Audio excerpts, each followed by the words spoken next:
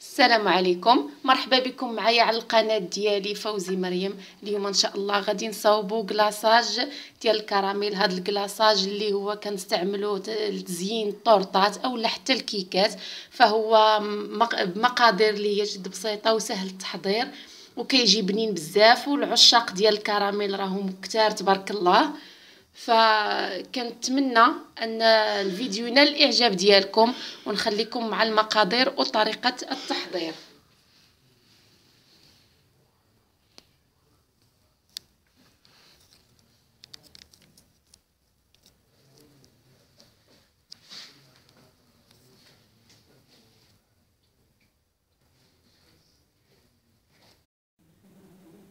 بالنسبه للمقادير اللي غنحتاجو لهذا الكلاصاج كراميل، عندي هنا كاس ونص ديال السكر سنيده، عندي كاس ديال قشده الطريه كريم فريش، عندي هذا القياس اللي خديت بكاس العنبه، هذا الكاس راه كبر من كاس العنبه، وعندي كاس ديال الماء، عندي معلقه كبيره ديال جيلاتين بودر، قال لكم ديروا جيلاتين اوراق، وعندي معلقه كبيره ديال النشا مايزينا.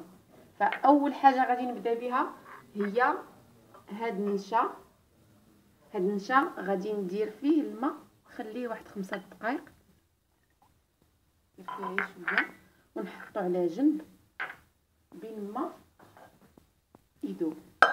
غادي ناخذ اناء، غادي نحط سكر سنيده، يعني غادي نديرو كراميل سيك. بالنسبه لهذا السكر انا حطيته فوق البوطه تكون عافيه مهيله، فانا كبيت غير نص الكميه، النصف الاخر ها هو عندي حتى يبدا يذوب. فانا ما غنحركش هذا السكر، غنخليه حتى يبدا يذوب شويه بشويه. بالنسبه لهذا النشا غادي ندير فيه شويه ديال الماء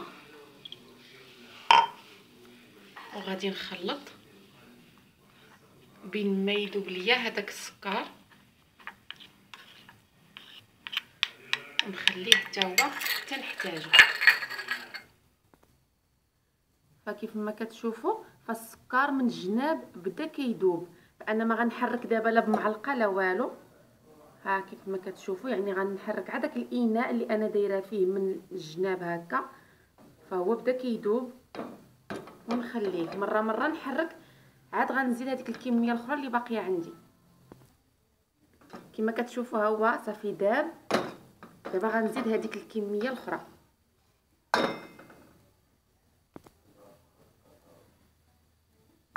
ونخليه. دائما كنحرك بلا ملعقه بلا والو.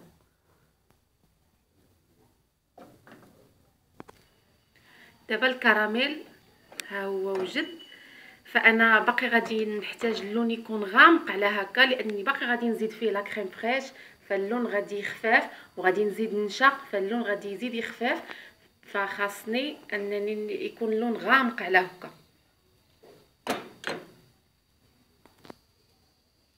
كراميل ها هو بدا تيغلى، فدابا غادي نحرك، غادي نبدا من الجناب يعني حتى وجد الكراميل.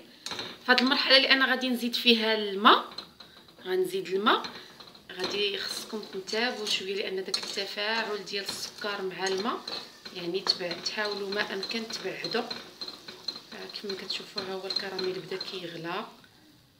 دابا غادي نخوي الماء شويه بشويه.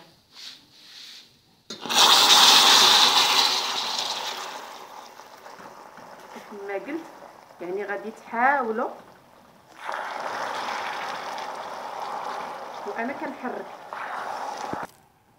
من بعد ما غلى هذاك الماء مع الكراميل، دابا غادي نزيد هذاك النشا اللي انا درت فيه شويه تاع الماء، وغادي نكبو. وانا كنحرك هذه المره، غنستعمل الفوي. كيف قلت قبل فاللون غادي يخفاف، باقي ملي غادي نزيد لا كريم غادي يزيد يخفاف.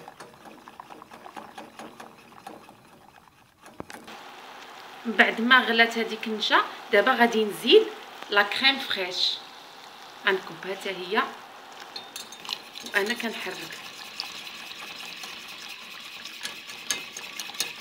ونخليها بطبيعه الحال حتى تغلى حتى هي. من بعد ما غلات لا كريم دابا غادي نزيد جيلاتين. ففي الاول كنت قلت تلفت وقلت نشا، فهو هذا جيلاتين. وغادي نبقى نحرك حتى يذوب بهذيك الحراره ديال الخليط. والكراميل ها هو ولا جاهز. من بعد ما داب هذاك الجيلاتين عرف على الحراره ديال الخليط، فاشاره اللون ديال الكراميل فتيبقى كل واحد كي تيبغي اللون ديال الكراميل، كاين تيبغيه غامق، كاين اللي تيبغيه شويه يكون خفيف. فهذيك مساله كتبقى على حساب السكر في الاول. الا كنتو كتبغيو الكراميل يكون اللون ديالو خفيف ما تخليش السكر يغمق بزاف ملي كيكون تيتكراميليزا. وإلا جاكم غامق بزاف وبغيتو تخفوا يمكن لكم تزيدوا عليه لا كريم فريش اولا داك الجبن الطري اللي تيكون طبيعي فتا هو كيخفف. انا دابا هو وجد عندي الكراميل، فكيف ما سبق وقلت فاننا كنسقيو كنديروه في الطورطات، كنزينوا به الطورطات، كنزينوا به شحال من حاجه. غنخليه دابا حتى تيبرد، فهو بدا تيتقال كيف ما كتشوفوا، هو بدا تيتقال. غنخليه حتى تيبرد. والكلاصاج من بعد ما برد انا غادي نكبوه باش تشوفوا هذيك لا تيكستور ديالو. بسم الله.